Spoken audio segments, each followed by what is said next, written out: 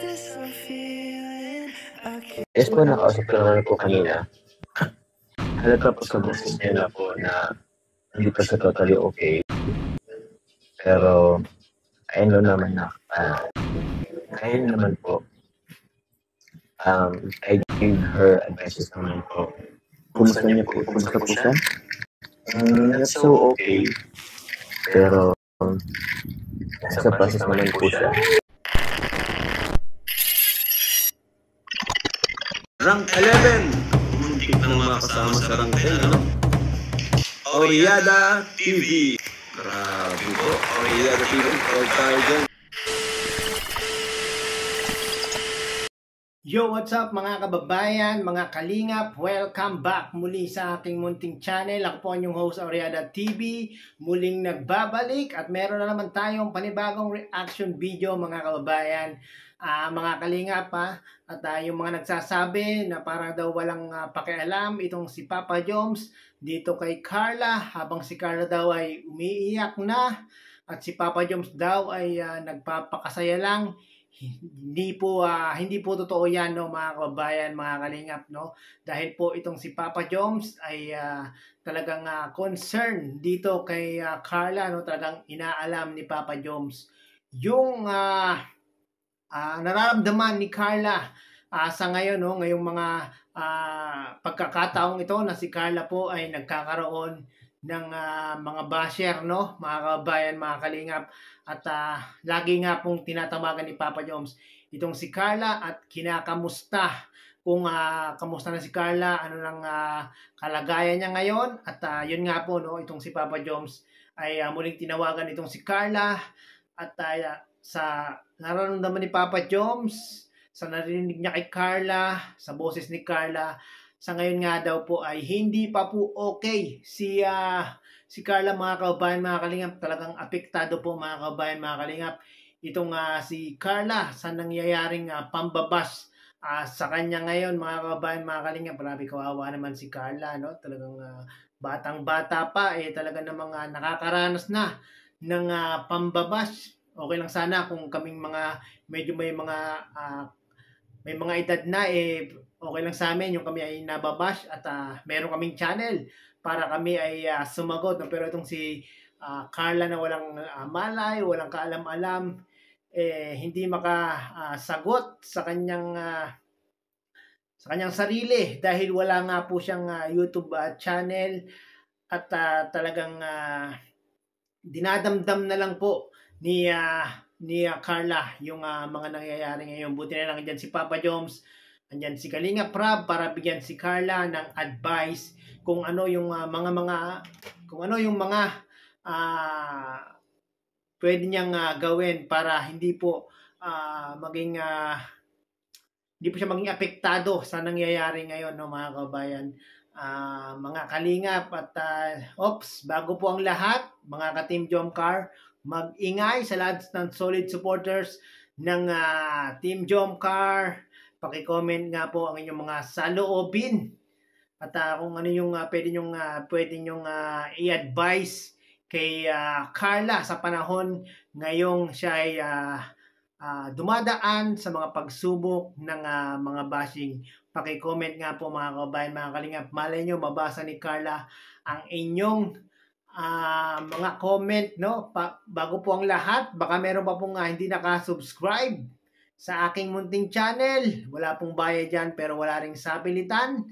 Kung gusto nyo mag-subscribe, paki-subscribe po at paki-click na rin po yung like button natin dyan, mga kababayan, mga kalingap, para mas marami pang makapanood ng ating mga kababayan at mga kalingap supporters at viewers natin dyan, no? At syempre, wag po natin kalilimutan Kuya Bal Santos Matubang, Kalinga Prab, Ate Edna Vlogs, Kuya Jomar Vlog. Suportahan po natin ang mga ang kanilang mga charity vlogs. Suportahan po natin, mga kababayan, mga kalingap. Sa ganon ay makatutulong po tayo sa kanilang mga channel at mas marami pa silang matutulungan na ating mga kababayan. At shoutout sa mga co-reactors ko dyan na talaga namang mga sakalam. Patuloy lang natin yung ating pagre-react at sana ay yung ating pagre-react yung makakaprotekta sa mga beneficiary ni Kalingap Rab at hindi makakasira no mga kabayan, mga Kalingap, mga co-reactor ko dyan, no? At yon, ito, samahan nyo kong himay-himayin, suyurin yung live ni Papa Joms at sabay-sabay nating panoorin at atin pong reaksyonan. Ano po? Ano daw, mga kababayan? Kumusta niyo po? Kumusta po siya? Not so okay. Yun, mga kababayan, mga Kalingap, no? Yung mga nagtatanong kay Carla kung kamusta na daw po si Carla at coming from the mouth of Papa Joms, Carla is not okay right now because of the bashing nga po, mga kababayan. Mga Kalingap, talagang apektado po si Carla sa nangyayari ngayon. No? Buti na lang dyan si Papa Joms para alalayan itong si Baby Carla natin. So, nasa process naman po siya. Nasa process naman po. At least po nakamusta natin kanina. Yun, nasa process na nga po ito nga si Carla, mga kababayan, mga Kalingap. At hanggang ngayon ay hindi pa rin siya okay. Sana Carla ay everything's gonna be alright. Sana maging okay na, no? Sana maka-move on ka na sa mga nambabash sa iyo, no? Sana ay hindi ka maging totally affected sa nangyayari ngayon, no? Sana ay maging okay ka. Aris Bautista, shoutout po. Okay na? Goods po. May galaw shoutout po, Team Genetics po. Team Mabait. Shoutout. Yun, Team Mabait daw. Team Mabait. Sana lahat mabait. Daisy Gomez, shoutout po sa Hindi inyo. nambabash. Uy, sabi ni Wenas Vlog, Jomar, pabati naman po kahit late na kasi nung June 2, pa-birthday ko ka. Di kasi ako nakabas pag-live mo. O, ikaw po ba?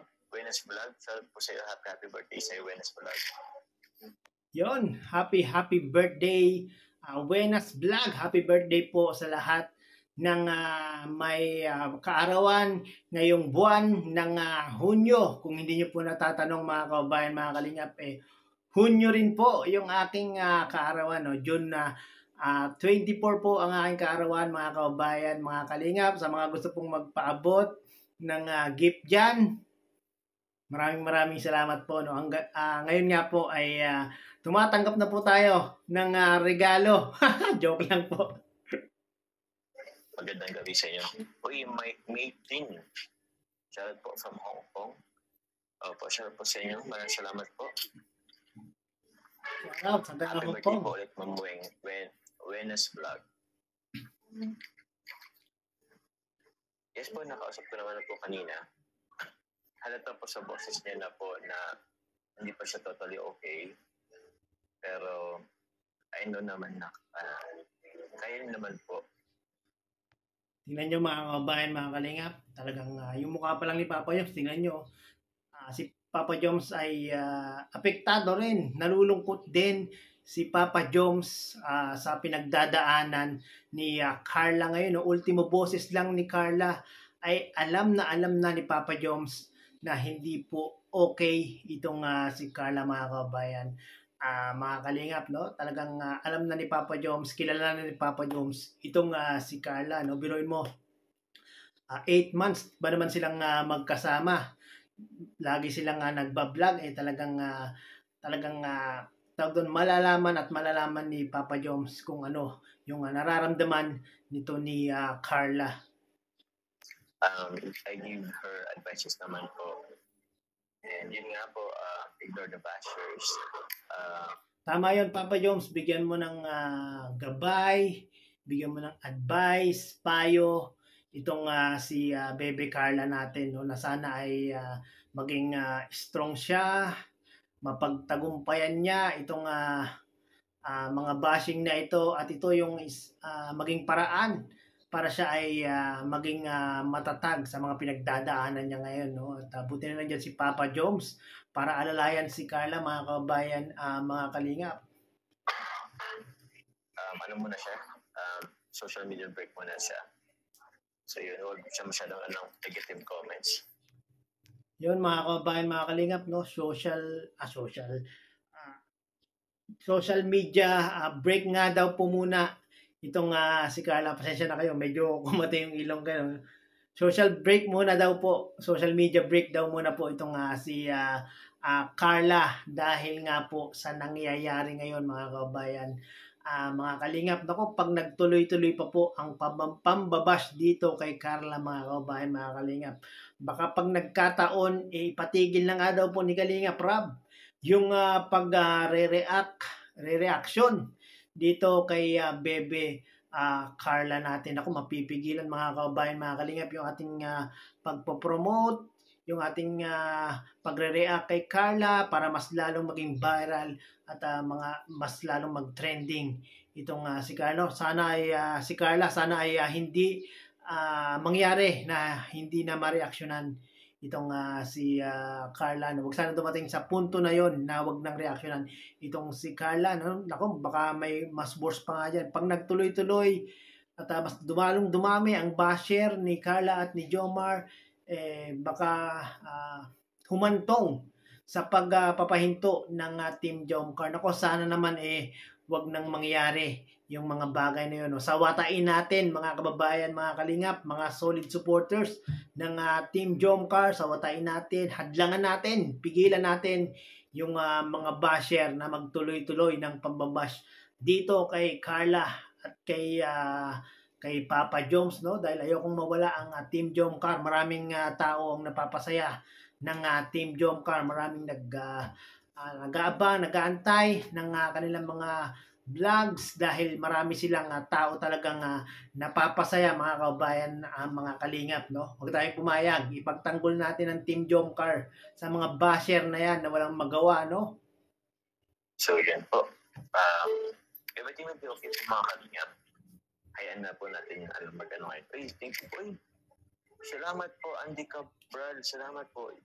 Sana nga mga kababayan, mga kalingap, no, na maging okay na ang lahat at sana nga ay tumigil na yung mga basher ni Carla, no, para maging okay na rin po itong si Carla at para makamove on, no, at sinabihan na nga po ni Kalingap Rab sa kanyang live na tigilan na itong si Carla sa mga pagbabash sa kanya, no. Sana nga ay sundin ng mga taong iyon na tinamaan sa live ni Kalingap Rab. So yun na nga mga kababayan, mga kalingap, no, sa mga nagtatanong, sa mga nagsasabi niyan na parang walang pakialam si Papa Joms kay Carla, dyan po kayo nagkakamali mga kababayan, mga kalingap, mga basher dyan, no, nagkakamali kayo dahil itong si Papa Joms ay talaga namang concern, talaga nag-aalala siya kay Carla at time to time ay tinatawagan po ni Papa Joms itong si Carla at kinakamusta ang kanyang sitwasyon, ang kanyang kalagayan, ang kanyang feelings ngayon, no, sa kanyang ngayong meron siyang pinagdadaan ng pambabash, no, at sana nga ay mahinto na yan pambabash na yan kay Carla dahil hindi po yan deserve ni Carla mga kababayan, mga kalingap, di ba? Agree ba kayo dyan na hindi deserve ni Carla ang iba siya? Ako agree ako dyan dahil pasensya na kayo at medyo nasisinok ako. Ako, agree ako dyan mga kababayan, mga kalingap, dahil wala naman talagang ginagawang masama, walang ipinapakitang hindi maganda itong si Bebe Carla natin. Kaya po, hindi po talaga deserve ni Carla na i-bash, no? Lalong-lalo na kapamilya pa naman sa Team Kalingap yung mambabash dito kay Carla. Wag ganon mga kaibigan, hindi deserve ni Carla yung ginawa mong ito sa kanya, no. Sana ay magkaroon ka ng tawag doon, humingi ka ng humingi ka ng tawad kay Carla, no. Kahit kay Carla lang, humingi ka ng tawad sa iyong ginawa at baka mapatawad ka pa ni Carla at ng mga supporters, viewers at mga nagmamahal kay Carla at sa Team Jomcar. So yun na nga mga kababayan, mga kalingap, napanood natin ang live ni Papa Joms. Sa mga hindi po nakakapanood, mangyari po ay pakipanood nyo po sa kanyang YouTube channel at marami pa pong itinapik, marami pa pong itinakil si Papa Joms sa kanyang live kahapon, at maraming pong salamat mga kababayan, mga kalingap, at sa palaging panonood nitong aking reaction video. Ayan, battery 20% na lang yung aking battery, mga kababayan, mga kalingap. Sige na po, bye bye.